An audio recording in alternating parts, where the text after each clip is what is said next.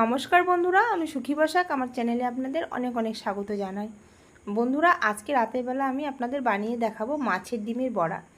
এর মধ্যে পেঁয়াজ কুচি, কাঁচা লঙ্কা কুচি, শুকনো চালের গুঁড়ো, একটুখানি বেসন সব কিছু দিয়ে লবণ হলুদ ভালো করে মেখে নিয়েছি। তারপরে কিন্তু এক এক করে চামচ দিয়ে তেলের মধ্যে ছেড়ে দিয়েছি।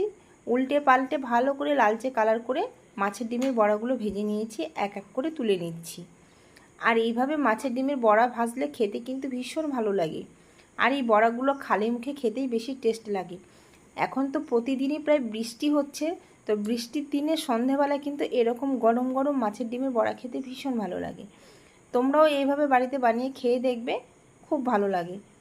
তবে ডোবা তেলে ভাজলে বেশি ভালো লাগে। আমার তেল শেষ হয়ে এসেছে, সেই কারণে কিন্তু অল্প তেলেই বড়াগুলো ভেজেছি। খুব সুন্দর হয়েছে খেতে। ভালো লাগলে চ্যানেলটি সাবস্ক্রাইব করে দিয়ে আমার পাশে থাকবে। নমস্কার।